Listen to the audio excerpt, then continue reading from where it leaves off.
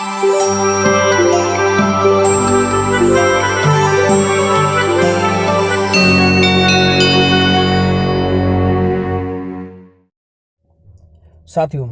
आपका yes my study point में स्वागत है। आज हम एक नई श्रृंखला लेके आए हैं, इन्वायरमेंट, पर्यावरण। इससे संबंधित क्वेश्चन BA, BSc, BCom के कंपलसरी पेपर इन्वायरमेंट में बहुत सारे आते हैं। इसके अलावा UP PCS, PCS, IAS, SSC, banking, railway सभी में आते हैं। पर्यावरण, आइए चलते हैं, देखते हैं पर्यावरण क्या है। पर्यावरण क्या है? किसी जीव के चारों तरफ घिरे भौतिक, अजैविक एवं जैविक दशाओं एवं उनके साथ अंतःक्रिया को सम्मिलित करते हैं। पर्यावरण में क्या सम्मिलित होता है? किसी जीव के चारों तरफ घिरे भौतिक, जैविक एवं अजैविक दशाएं एवं उनके साथ अंतःक्रिया को सम्मिलित करते हैं। आगे आइए देखते हैं। अजैविक घटक या भौतिक तत्व के भाग कौन से होते हैं? स्थान, स्थल रूप, जलीय भाग, जलवायु, मृदा, और कौन होता है? शैल, खनिज। स्थल, जल, जलीय भाग, जलवायु, मृदा, शैल, खनिज। अजैविक या भौतिक पर्यावरण सम्मिलित मंडल कितने मंडल हैं? अजैविक या भौतिक पर्यावरण सम्मिलित मंडल कितने हैं? 3 हैं। कौन कौन से हैं? स्थल मंडल, लिथोस्फेयर इन्वायरमेंट, वायुमंडल पर्यावरण, एटमॉस्फेयर इन्वायरमेंट, जलमंडलीय पर्यावरण, हाइड्रोस्फेयर इन्वायरमेंट। इंपॉर्टेंट है, याद रखिएगा, ये पूछता है।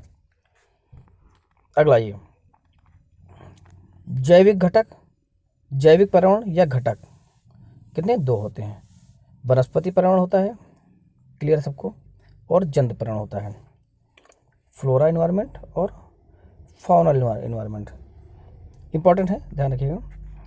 इन सबको आप नोट्स बना लीजिए, जिससे कि आपको आगे हमेशा समस्या ना हो, या फिर वीडियो बार बार देखिए आप, जब तक कि आपको क्लियर ना हो जाए। जैविक तथा अजैविक पर्यावरण को एक साथ मिलाने से बायोम बनता है। पूछता है बायोम कैसे बनता है? जैविक तथा अजैविक पर्यावरण को एक साथ मिलाने। ये UPSC में बहुत फिट होता है, IAS और PCS के लिए बहुत फिट चैप्टर है, और बाकी जो ग्रेजुएशन कर रहे हैं उनके लिए तो बहुत ही फिट है, क्योंकि 3 साल में एक बार उनको पास करने कंपलसरी कर दिया है। सभी को शेयर करें। तो बायोम कैसे बनता है? जैविक तथा अजैविक पर्यावरण को एक साथ मिलाने में। आइए अगला देखते हैं। बायोम के उदाहरण क्या है? इंपॉर्टेंट है। बायोम के उदाहरण क्या है? शीतोष्ण बायोम है, ओके, उष्णकटिबंधीय बायोम है, और टुंड्रा बायोम। ये उदाहरण बायोम के हैं। अब पर्यावरण के संगठक कौन कौन से हैं? तो पर्यावरण संगठक कौन कौन से हैं? 3 हैं। भौतिक या अजैविक संगठक, जैविक संगठक और ऊर्जा संगठक। पर्यावरण के 3 संगठक हैं। अब देखते हैं भौतिक में क्या क्या है। तो भौतिक में है स्थल, वायु और जल। और इसमें कौन कौन से हैं? जैविक में कौन कौन से हैं? जैविक में है पादप संगठक, क्लियर हो रहा होगा। मनुष्य समेत जंतु संगठक, ये भी क्लियर हो, जैविक मतलब ही लग रहा है। सूक्ष्म जीव संगठक, ये सारे संगठक क्या हैं? जैविक में आते हैं। ऊर्जा संगठक में कौन कौन से आते हैं? ऊर्जा में आते हैं सौरविक ऊर्जा और भूतापीय ऊर्जा। कौन से? सौरविक ऊर्जा और भूतापीय ऊर्जा। आइए आगे देखते हैं। पर्यावरण एवं वन मंत्रालय का सृजन या गठन कब किया गया था? इंपॉर्टेंट है, कब किया गया था? 17 सितंबर 1985 में। और इसमें प्रधानमंत्री कौन था? राजीव गांधी। कौन था प्रधानमंत्री? राजीव गांधी। आगे देखते हैं अगला क्वेश्चन। पर्यावरण संरक्षण अधिनियम कब पारित हुआ? इंपॉर्टेंट है, 1986। रट लीजिए इसको सभी लोग। कब पारित हुआ? 1986। और ये भी वन्य जीव संरक्षण अधिनियम कब पारित हुआ? 1972। अब देखिए 72 में कौन था प्रधानमंत्री? श्रीमती इंदिरा गांधी। इंदिरा गांधी का कार्यकाल कब से कब तक था? ये इंपॉर्टेंट याद रखिए, 66 से लेकर 77 तक था पहला, मतलब 2 बार लगातार बनी है, 66 से लेकर 77 तक। फिर 77 में जनता पार्टी का कार्यकाल आ गया, और 77 फिर 80 में इंदिरा गांधी बनी और 84 तक रही। 84 के बाद राजीव गांधी, 84 में राजीव गांधी आ गए। इम्पॉर्टेंट है, याद रखिए, फैक्ट है, आ सकता है कहीं पर भी। आगे आइए, 1972 का जो वन्य जीव संरक्षण अधिनियम था, इंपॉर्टेंट है, नोट में इसीलिए यहाँ दिया गया हम लोगों ने। विश्व की सबसे बड़ी वन्य जीव परियोजना थी, ध्यान रखिएगा, विश्व की सबसे बड़ी वन्य जीव परियोजना थी कौन सी? 1972 का वन्य जीव संरक्षण अधिनियम, तो ध्यान रखिएगा। आगे आइए, गंगा कार्य योजना एवं गंगा एक्शन प्लान किस वर्ष शुरू किया गया? 1985। 1985 में कौन था प्रधानमंत्री? राजीव गांधी, ये ध्यान रखिए। और गंगा नदी के संरक्षण, इसका उद्देश्य क्या था? गंगा नदी के संरक्षण और स्वच्छता से संबंधित था ये, ठीक है। कब किया गया था? इंपॉर्टेंट है, 1985 में। आगे आइए, पर्यावरण मुद्दों से संबंधित हरित न्यायाधिकरण अधिनियम, हरित न्यायाधिकरण अधिनियम कब पारित किया गया? कब किया गया? अक्टूबर 2010 में, ध्यान रखिएगा, अक्टूबर 2010 में। प्रधानमंत्री कौन थे? मनमोहन सिंह, अक्टूबर 2010, ठीक।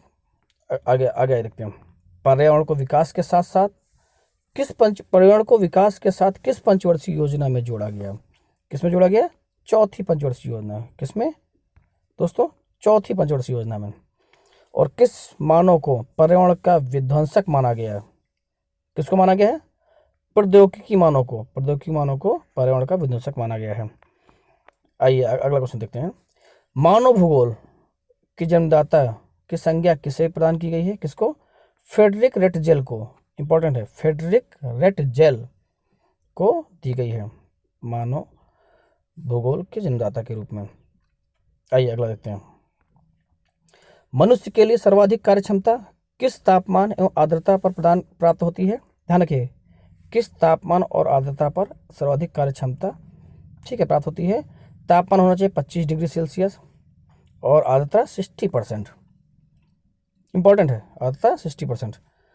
अगला, बादल निर्माण एवं मेघ विजन, विजन मतलब कि क्लाउड सीडिंग में किन किन यौगिकों का प्रयोग किया जाता है? किसका प्रयोग किया जाता है? किसका प्रयोग किया जाता है? आइए देखते हैं, कार्बन डाइऑक्साइड CO2 और आयोडीन के यौगिक का, याद रखिएगा, पूछता है किसका? कार्बन डाइऑक्साइड, ठोस कार्बन डाइऑक्साइड और आयोडीन यौगिक का। अगला क्वेश्चन, ओजोन स्तर का सबसे प्रमुख या बड़ा या प्रथम विध्वंसक कौन है? कौन है? CFC, बहुत ही इंपॉर्टेंट है, CFC, क्लोरोफ्लोरोकार्बन। क्लोरोफ्लोरोकार्बन ओजोन परत के लिए बहुत ही घातक है। अगला क्वेश्चन, ओजोन स्तर के क्षरण का पता सर्वप्रथम किस वैज्ञानिक लगाया? जोसेफ फोरमैन, याद रखिए, जोसेफ फोरमैन। किसने?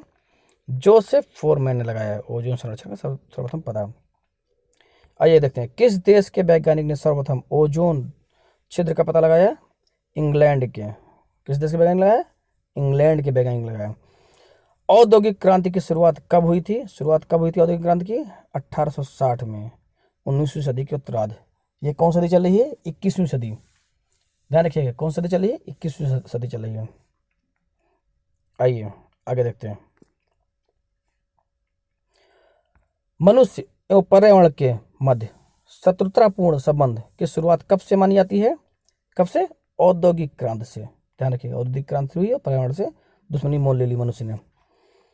आगे, परमाणु रिएक्टर से संबंधित दुर्घटना 3 माइल, ध्यान रखिए, 3 माइल आइलैंड की घटना किस वर्ष एवं किस देश में घटी? तो कब घटी? 1979 में, और कहाँ पर? अमेरिका में, ठीक है, ध्यान रखिएगा, अमेरिका में घटी। आइए आगे देखते हैं, चेरनोबिल परमाणु रिएक्टर दुर्घटना किस वर्ष और किस देश में घटी? तो 1986 में, ध्यान रखिएगा, 1986 में, और यूक्रेन में घटी। कहाँ घटी? 1986 यूक्रेन। फुकुशिमा परमाणु दुर्घटना अभी चर्चा हाल ही का है, 8-9 साल बीते हैं, 10 साल बीते हैं, तो इंपॉर्टेंट है। फुकुशिमा परमाणु दुर्घटना किस वर्ष और कहाँ घटित हुई? 2011 में जापान में, ध्यान दीजिएगा, 2011 में जापान में। आगे आइए, भोपाल गैस त्रासदी कब घटित हुई? 3 दिसंबर, इसकी डेट पूछता है, 3 दिसंबर 1984 में। और अगला है, भोपाल गैस त्रासदी कौन सी गैस का रिसाव हुआ? ठीक है, ध्यान रखिए। इसमें कौन सी गैस के साथ होगा, मिक कहते हैं उसको, methyl isocyanide, MIC, mic. Okay, ध्यान रखिएगा, MIC, मिथाइल आइसोसाइनाइड। अगला ये, भोपाल गैस क्रांति के समय भारत का प्रधानमंत्री कौन था? तो कब हुई थी घटना, उससे निकालिए, कौन था? राजीव गांधी। आगे आइए, अगला क्वेश्चन है, औद्योगिक क्रांति से पहले वायुमंडल में CO2 की मात्रा कितनी थी? 0.029% या 290 ppm। ppm का फुल फॉर्म क्या है, विशुद्ध रूप क्या है? पार्ट पर मिलियन। याद रखिए, पूछ सकता है, पूछा भी है, पार्ट पर मिलियन। बहुत सारे बच्चे नहीं बता पाते हैं। अगला, वर्तमान में CO2 का वायुमंडल में प्रतिशत कितना है? तो कितना है? 0.0379%, 0.0379% या 379 ppm, 379 ppm। अगला क्वेश्चन आइए, वह कौन सी गैस है जो पार्थिव विकिरण, पृथ्वी से के विकिरण का अवशोषण करके वायुमंडल तथा पृथ्वी की सतह को गर्म करती है? ध्यान रखिए, कौन सी है? बहुत सिंपल सा है, CO2, कार्बन डाइऑक्साइड। ठीक, आइए अगला क्वेश्चन देखते हैं, सूर्य से आने वाली पराबैंगनी किरणों का अवशोषण किस गैस द्वारा किया जाता है? किस गैस द्वारा किया जाता है?